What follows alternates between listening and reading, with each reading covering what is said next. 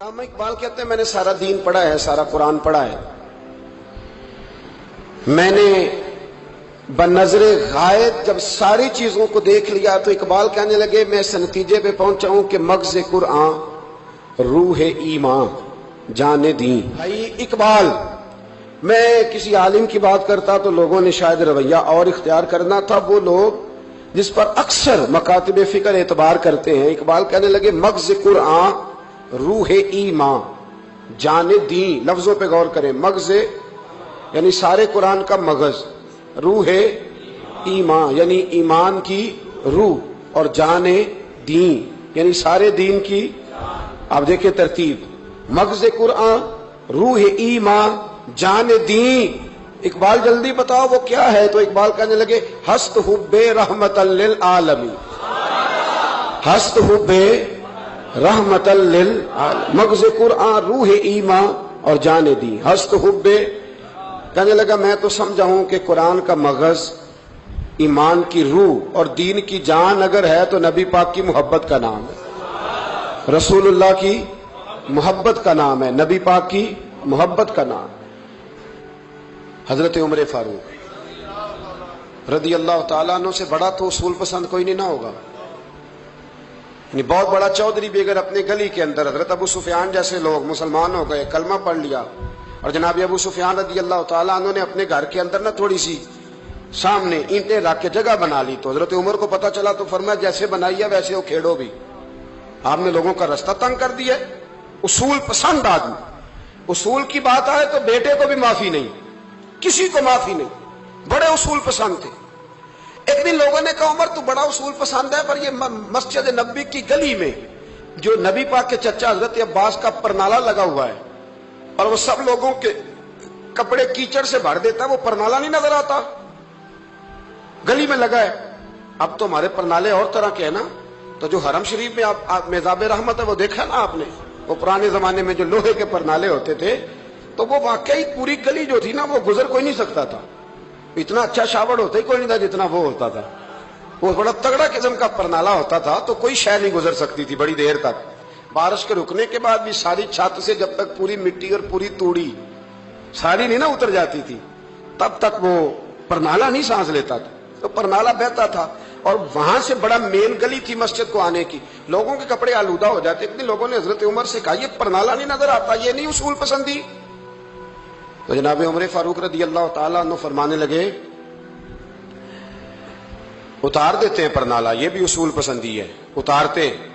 حضرت عمر فاروق نہ گئے، اور شارحین نے لکھا ہے کہ اونٹ کے اوپر بیٹھ کر آپ نے یوں پکڑ کے نا پرنالہ کھینچا، اور جناب عباس کے گھر والوں سے فرمانے لگے 4 کونے ہوتے ہیں گھر کے، چھت کے 4 کونے ہیں، کسی اور میں لگا لو پرنالہ، کو ضروری ہے کہ نمازیوں والی گلی پہ لگایا جائے؟ یہ کہہ کے آ گئے، کسی کی ضرورت تھی بات کرے؟ حضرت عباس آئے تو لوگوں نے آ کے کہا کہ عمر نے پرنالہ کھیڑ دیا اور فرمایا کہ 4 کونے کہیں اور لگا لو۔ تو حضرت عباس مسکرائے، لوگوں نے کہا مسکراتے کیوں ہو؟ فرمانے لگے کوئی مسئلہ نہیں، عمر خود آ کے لگا کے جائے گا، جیسے وہ کھیڑا ہے ویسے۔ لوگوں نے کہا وہ عمر ہے، عمر کو بدلنا اور اس کی بات کو بدلنا اور اتنی جرت کہ وہ لگا کے جائے، جس بندے کو دیکھ کے شیطان گلی کا رستہ بدل جاتا ہے، آپ اس کی بات کر رہے ہیں۔ فرمایا میں نے کہہ دیا نا عمر لگائے گا، تو انشاءاللہ عمر لگائے گا۔ حضرت عباس مسجد میں آئے، نماز پڑھی تو کہتے میں نے بات چھیڑی دی۔ عمر خود کہنے لگے کہ حضور آپ سے تو امید نہیں تھی۔ حضرت عباس سے کہنے لگے بھئی جگہ بھی ہے، 4 کونے ہوتے ہیں گھر میں، کو ضروری ہے اسی کونے پہ لگے جہاں سے نمازی گزرتے ہیں؟ یہ بخاری مسلم کی حدیث ہے۔ حضرت عباس کہنے لگے عمر 4 کونے ہیں، میرے پاس جگہ بھی ہے پرنالے کی، میں نے بھی کئی دفعہ سوچا تھا وہ کھیڑ دوں، اور میں بھی اسی گلی سے گزرتا ہوں، میرے کپڑوں میں بھی کیچڑ بڑی دفعہ پڑا ہے، پر مجبوری یہ ہے وہ کھیڑ اس لیے نہیں سکتا کہ یہ پرنالہ میرے نبی کریم نے اپنے دستے مبارک سے لگایا تھا۔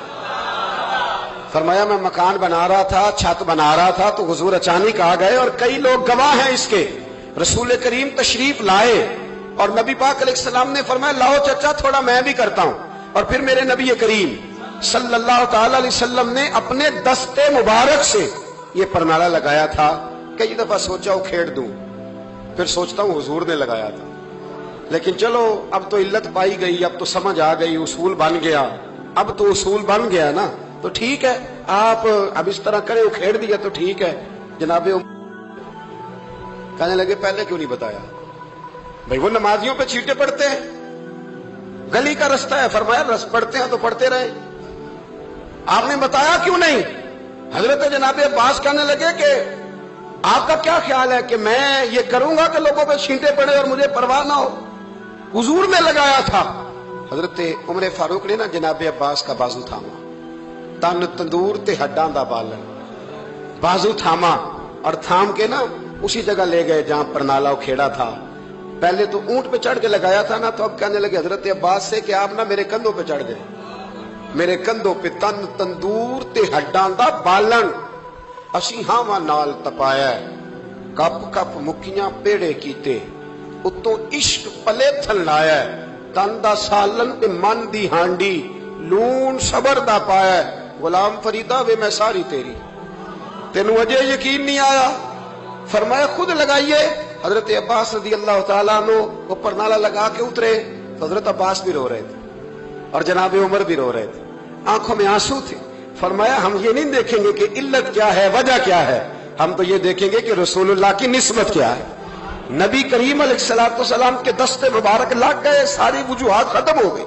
اب جس کے کپڑوں میں پانی پڑتا ہے پڑے، جس کو تکلیف ہوتی ہے لیکن چونکہ یہ رسول پاک صلی اللہ علیہ وسلم نے دست مبارک سے لگایا ہے، تو مزاج یہ ہے کہ جہاں بات آئے گی ذات رسالت کی، وہاں باقی کے قانون چھوڑ دیے جائیں گے، وہاں باقی کے معاملات چھوڑے جائیں گے، وہاں تکلف سے نکلا جائے۔ میرے نبی کریم علیہ السلام سے نا بڑے شروع میں بڑے آگاہ ایک صحابی تھے، حضرت برا بن مالک نام تھا، چھوٹی سی عمر تھی، حضور گلی سے گزرتے نا کبھی تو جذبہ تھا بڑا، چھوٹی عمر، بعد نے لکھا صرف 14 سال کے تھے، بعد نے لکھا نہیں 14 تو زیادہ ہیں، 12 سال عمر تھی، عشق لگا سی کھیڑا کھیڑ دی لو، 12-14 سال عمر۔ اصل میں نا بچوں کی ڈائریکشن ٹھیک نہیں، ان کی ڈائریکشن ٹھیک ہو نا تو یہ چوکوں میں کھڑے ہو کے موبائل پہ گیمیں نہ کھیلیں اور معاذ اللہ میسج نہ کریں، بلکہ یہ مسجد میں بیٹھ کے نبی پاک کی نعتیں سنیں۔ ہم نہ وہ کام کر نہیں سکے، میرے جیسے لوگوں نے بڑی کوتاہی کی زندگی میں، ہم محبت رسول کا پیغام بانٹ نہیں سکے۔ ہم نے اپنی بیماریاں دیکھی، اپنی تھکاوٹیں دیکھی، یہ دیکھا کہ فلاں شہر کیسے جائیں، فلاں شہر کیسے جائیں، ہم وہ کام کر نہیں سکے جو ہمیں کرنا چاہیے تھا، ذمہ تھا، باپ کی ذمہ ہے۔ نبی پاک نے فرمایا ماں باپ کی ڈیوٹی ہے اپنی اولاد کو میری محبت سکھائیں، پر ہم وہ رنگ دے نہیں سکے، ہم وہ مزاج دے نہیں سکے، ہم نے وہ کوتاہی کی۔ ہم نبی پاک کا حسن، حضور کی سیرت، اخلاق عالیہ، کردار، گفتار، رفتار، انداز، تربیت، وہ ساری باتیں قوم کو بیان نہیں کر سکے، اس لیے لوگ وہاں پہنچے نہیں، ورنہ مغز قرآن روح ایمان جان دی ہست حب رحمت للعالمین، ہم وہاں تک لے جا نہیں سکے۔ حضرت برا بن مالک نا 12 سال کی عمر ہے، 12 سال، نبی پاک گلی سے گزر رہے تھے تو دوڑ کے آ گئے، آ کے نا حضور سے چمٹ گئے، عرض کرنے لگے حضور کوئی حکم بتائیں، میرا دل کرتا ہے آپ کی بات مانوں، کوئی حکم حضور۔ مجمع الزوائد میں حدیث، اس ایک حدیث کے لیے نا میں کو 5000 روپے کی پوری کتاب، پوری 10 جلدیں خرید کے لایا تھا، ایک حدیث کے لیے، پیاری بڑی ہے، شاندار بڑی ہے، اور میرا دل کیا، میں نے کہا جس کتاب میں ہے نا ساری کتاب ہی منگا لو، کچھ چیزیں بڑی انسان کو انوکھی لگتی ہے نا۔ حضرت برا بن مالک رضی اللہ، چھوٹی سی عمر ہے، حضور سے لپٹ گئے تو حضور نے فرمایا بیٹے کیا ہوا؟ عرض کرنے لگے حضور کوئی حکم بتائے، میرا بھی دل کرتا ہے عمل کروں۔ تو حضور نا چھوٹے چھوٹے کام بتاتے ہیں، دکان سے، یہ بچوں کو یہی بتانا ہوتا ہے نا، دکان سے لے آ، یہ کر دے، فلاں کو بلا لے، لیکن حضور ان کی غیر موجودگی میں ان کا ذکر بڑا کرتے۔ ایک دن کچھ لوگ کہنے لگے حضور بڑا ذکر کرتے ہیں پر وہ کرتا تو چھوٹے موٹے کام ہے بچہ۔ نبی پاک نے ایک دن ارادہ کیا کہ ان کو تجربہ نہ کرائیں کہ وہ پیار کتنا کرتا ہے۔ رسول کریم فرمانے لگے میں جو کہوں گا کرو گے؟ حضور کروں گا۔ فرمایا جاؤ اپنے باپ کی گردن کاٹ کے لاؤ۔ کس کی جی؟ حضور نے فرمایا جا اپنے ابا کا سر کاٹ کے لاؤ، تو وہ دوڑے۔ ایک روایت میں ہے کہ مولا علی کے گلے میں تلوار لٹک رہی تھی، یوں کھینچی، اور اس نے جذبات سے دوڑے کہ حضور نے فرمایا اسے پکڑ لو ورنہ یہ گردن کاٹ بھی لائے گا، پکڑ لو اسے ورنہ یہ کاٹ دے گا۔ اللہ کی قدرت کے تھوڑا وقت گزرا تو وہ بیمار ہو گئے۔ دن میں 2 مرتبہ میرے نبی پاک تیمارداری کرنے جاتے۔ ایک شام رسول کریم تشریف لے گئے تو حضور سرانے بیٹھے، ماتھے پہ ہاتھ رکھا تو کریم محبوب ان کے باپ کی طرف کان میں کچھ کہا ان کے والد سے، حضور ہونے لگے، اور پھر حضور نے دوبارہ ماتھا چوما، پیار کیا اور چلے گئے۔ حضرت برا بن مالک چھوٹی عمر تھی، کچھ نے لکھا طلحہ بن برا نام تھا ان کا. تو حضرت طلحہ بن برا نا اپنے ابا کو قریب بلایا اور چارپائی پہ بٹھایا. کہنے لگے ابا جی حضور کیا فرما گئے؟ کہا بیٹا تیرے والی بات نہیں. کہا نہیں بتائیے. کہا نبی کریم علیہ السلام نے فرمایا کہ شام کو نا میرے طلحہ کا انتقال ہو جائے گا، اور جب اس کی روح پرواز کر جائے تو مجھے خبر کرنا، میں آ کے جنازہ پڑھاؤں. ٹھنڈ بڑی تھی مدینے میں، ٹھنڈ بڑی تھی. حضرت طلحہ نے نا اپنے باپ کا ہاتھ پکڑا اور اپنے سینے پہ رکھا. کہنے لگے ابا حضور تو جو فرما گئے پر میری وصیت یاد رکھنا. نبی پاک کے دین کا قانون یہ ہے کہ جب کوئی انتقال کر جائے تو جلدی دفن کرو. اس طرح کرنا، رات کا وقت ہوگا جب میرا انتقال ہوگا تو فوراً غسل دے کے نا دفن کر دینا، نبی پاک کو خبر نہ کرنا، نہ بتانا. عمر دیکھو اور بات دیکھو. کہا حضور کو کیوں نہیں بتانا، حضور خود فرما کے گئے ہیں. تو کہنے لگے رات کا وقت ہوگا تو جن گلیوں سے حضور نے گزر کے آنا ہے نا وہ یہودیوں کے محلے ہیں. ایسا نہ ہو کہ میرے جنازے کی وجہ سے کوئی یہودی میرے نبی کو تکلیف دے دے. میرے جنازے کی وجہ سے، جنازے کی وجہ. یہاں کہتے ہیں حضرت صاحب مجھے بڑا پیار ہے آپ سے پر میرے گھر ضرور پہنچے، جیسے مرے یا جیے وہاں شام کو آپ کو پہنچنا پڑے گا. میرے رسول کریم علیہ السلام کے غلاموں نے دیکھو انداز محبت کیا بیان فرمایا. کہا نبی پاک کو تکلیف نہ ہو میری وجہ سے، میرا جنازہ خود ہی پڑھ کے مجھے دفن کر دینا. ان کا انتقال ہو گیا، رات کو دفن کر دیا. صبح حضور تشریف لائے، وہ محبوب جنہیں اللہ نے غیب کے خزانوں کی کنجیاں عطا فرمائی. فرمایا بتایا کیوں نہیں؟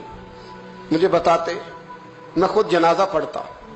میں خود نہ قبر میری تے میرے اپیرا جے کر پاوے پھیرا، قبر دے اندروں ہڈیاں اٹھ کے مجرا کر سن تیرا. کہا بتایا کیوں نہیں، خبر کیوں نہیں کی؟ میں جنازہ پڑھتا، میں خود پہنچتا. تو باپ رو پڑے، عرض کرنے لگے حضور میرا تو پتر تھا، میرے لیے اس سے بڑی سعادت کیا ہوتی کہ آپ جنازہ پڑھاتے. پر اس نے وصیت کر دی کہ حضور کو بتانا نہیں، تکلیف ہوگی. نبی کریم فرمانے لگے بتاؤ مجھے اس کی قبر کہاں ہے. اور یارو غور کرنا، ساری دنیا گنبد خضرا روضہ رسول پہ اور نبی پاک ایک غلام کی قبر پہ تشریف لے گئے. خود نبی کریم گئے اور آج حضور نے دعا انوکھی فرمائی. فرمایا اے اللہ جب میرا طلحہ تجھ سے ملے نا تو ذرا اس سے مسکرا کے بات کرنا جو تیری شان کے لائق. رسول اللہ کی محبت، نبی پاک کی غلامی، رسول اللہ کا پیار. اعلیٰ حضرت کہتے ہیں جان ہے عشق مصطفیٰ، روز فضو کرے خدا. او بھائیو جس کو ہو درد کا مزہ وہ نازے دوا اٹھائے کیوں.